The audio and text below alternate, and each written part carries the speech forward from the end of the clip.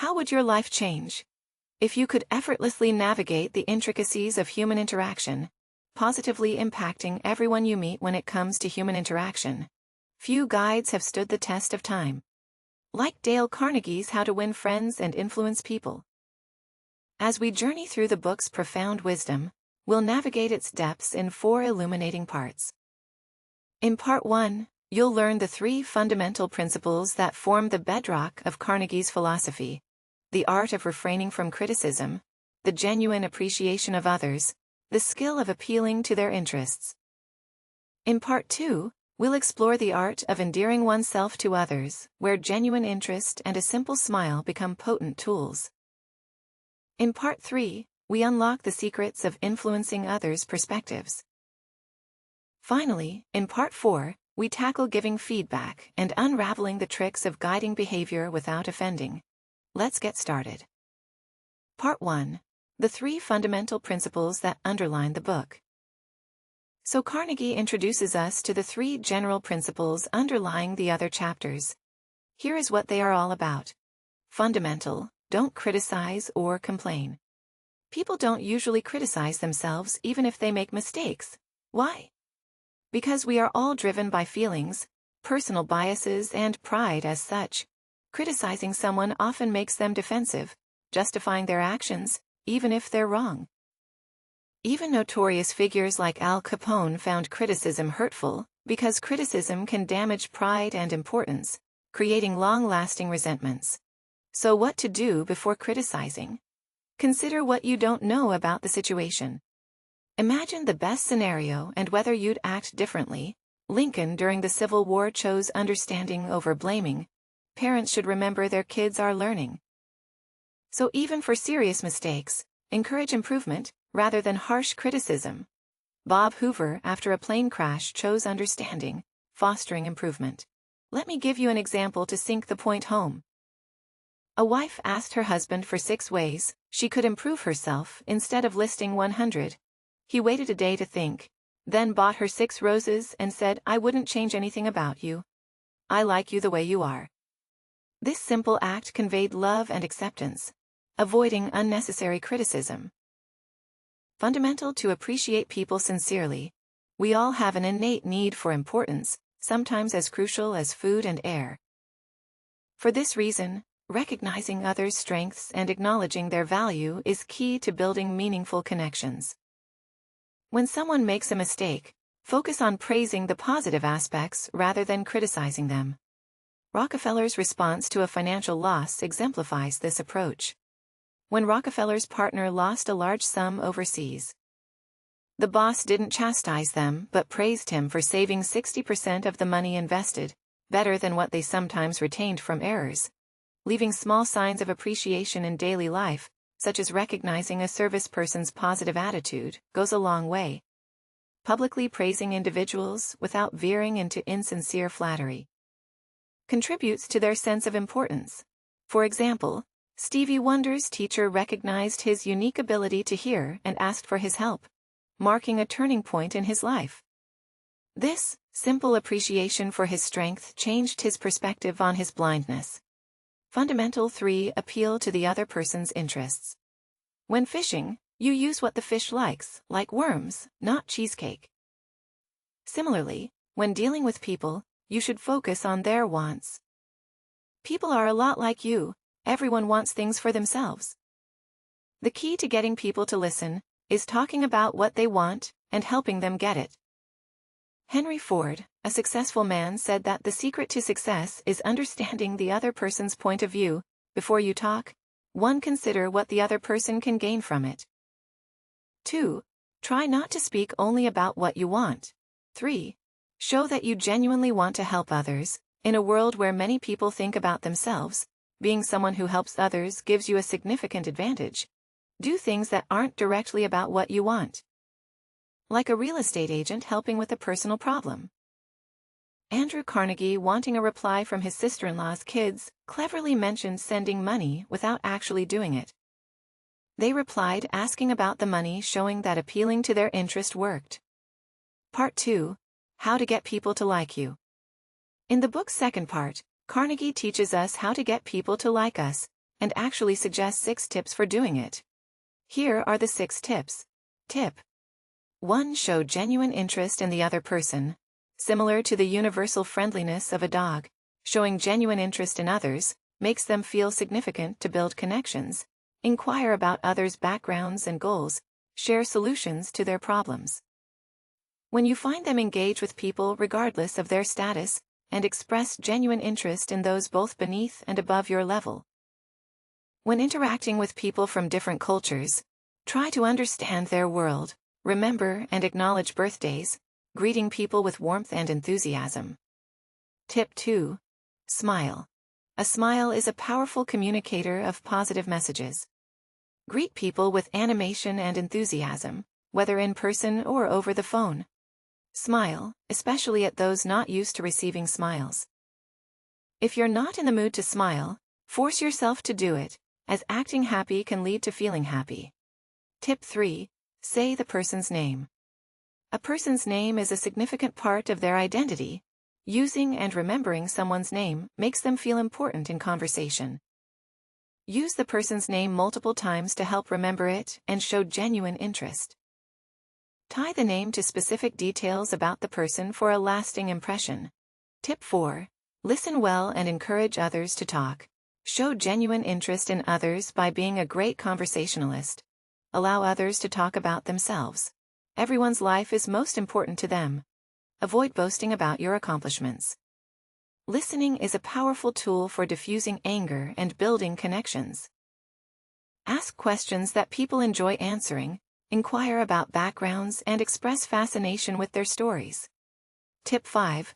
Discuss the other person's interests. People are more enthusiastic about topics they care about.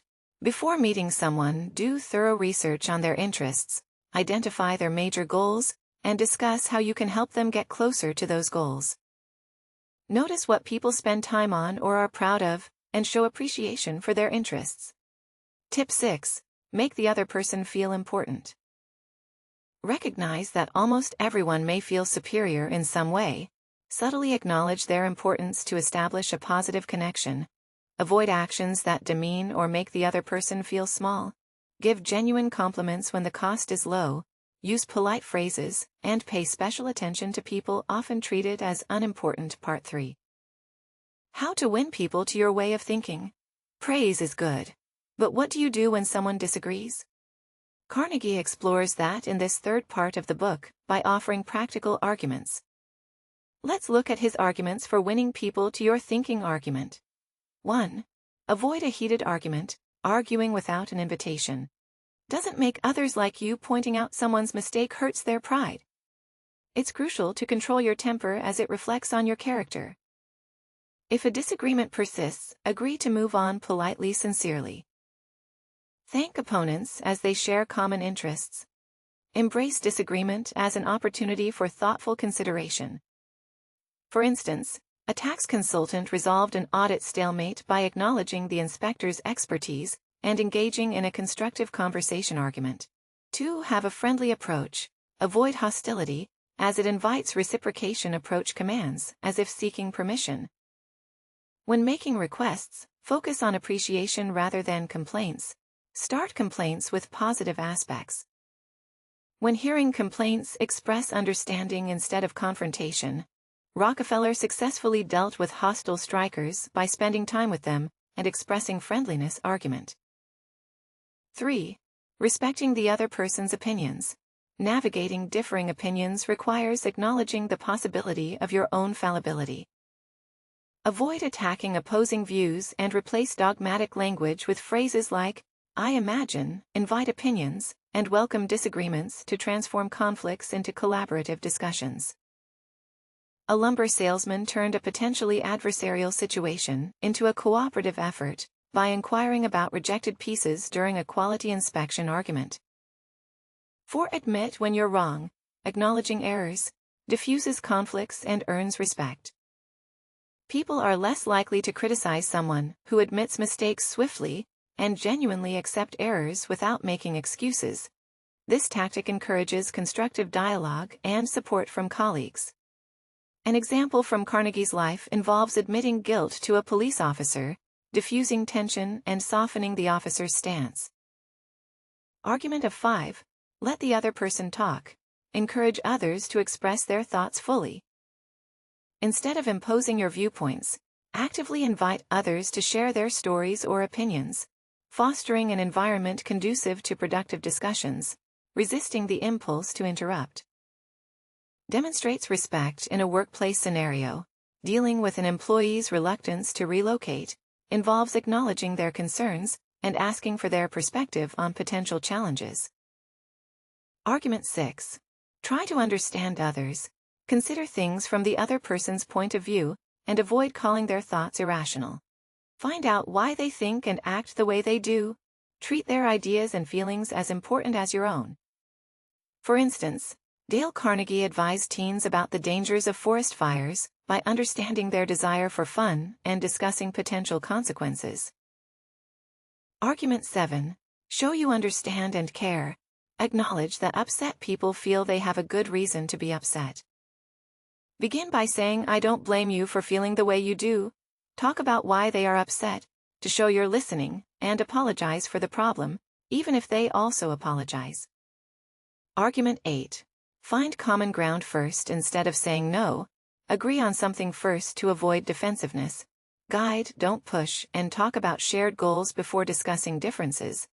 Highlighting common goals and discussing situations regarding what matters to the other person can help find common ground. Argument 9.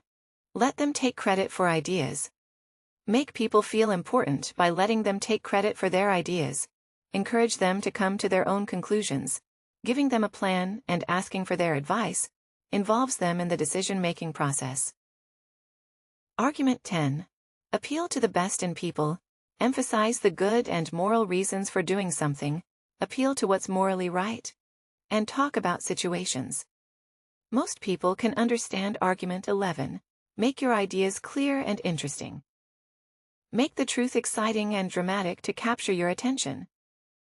Use visuals to show the importance of your message in a memorable way. Argument 12. Give them a challenge. Use competition as motivation, as people want to prove they are good at something. Encourage them by questioning their strengths subtly, and show how well others are doing to foster competition. Part 4. Giving feedback to people.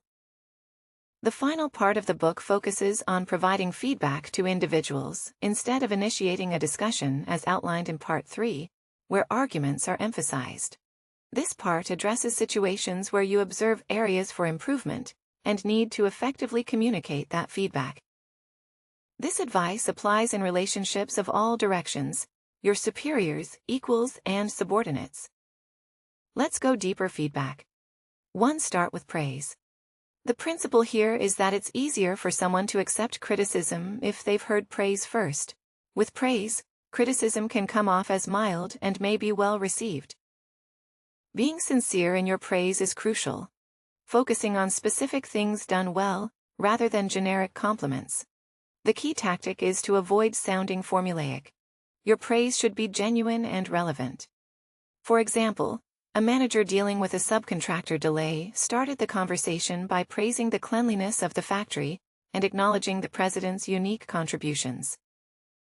This set a positive tone, making the president more receptive to addressing the issue. Feedback to point out the problems indirectly, rather than directly pointing out mistakes which may lead to resistance. Take an oblique approach. This involves combining your sincere praise with an "and" rather than a "but" when addressing areas for improvement. This helps the person save face and feel motivated to make things right. For instance, instead of saying "you've done an excellent job working hard, but you could have prevented these careless mistakes," you could say "you've done an excellent job working hard." And if you focus on building a checklist, you'll improve your accuracy rate. Feedback. 3. Point out your own mistakes. Giving feedback shouldn't be one-sided. Admitting your own mistakes creates a more empathetic and understanding environment. Acknowledging that the task is difficult and sharing your own experiences encourages the other person to improve without feeling belittled. For example, a secretary making spelling mistakes was approached by an engineer boss who shared his own list of frequent misspelled words. creating a connection and encouraging improvement without harsh criticism. Feedback for ask questions. Instead of giving orders rather than giving orders, asking questions preserves the person's agency and pride. It allows them to come to their own conclusions and stimulates their creativity. Questions like "You might consider this" or "What do you think of this?" foster a sense of ownership and encourage better ideas to surface. For example, a manager unsure about handling a large order asked his staff questions like, "Can we think of different ways to process it?" This involved the team in problem-solving and decision-making feedback. 5. Preserve the person's pride. People value their importance. And if you undermine that importance, it can lead to resentment. Preserve their pride. Even when providing feedback or addressing mistakes, acknowledge that mistakes happen out of momentary carelessness or inexperience, rather than lack of ability.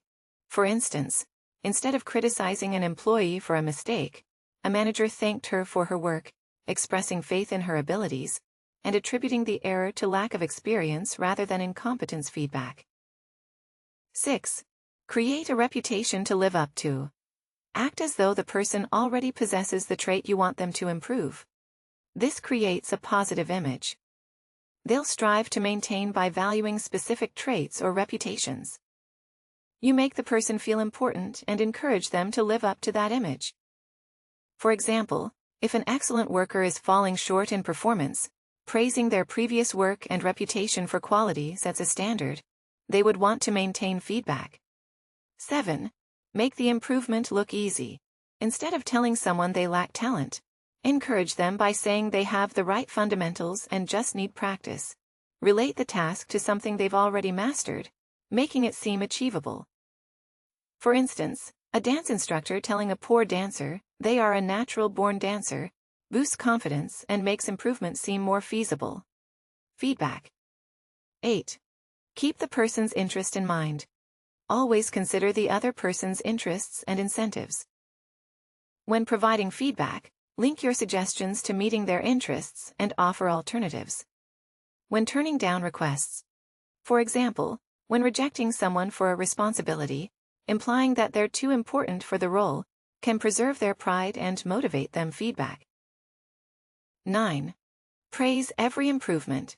Praising every improvement inspires continuous growth.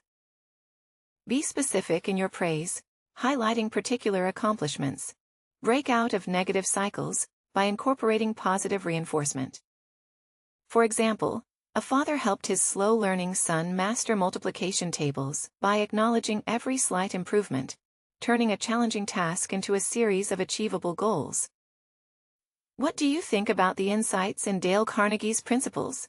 Can they reshape your approach to communication and relationships? Let us know in the comments. Remember to subscribe for more insightful video, summaries of thought-provoking books, and give us a thumbs up and share widely.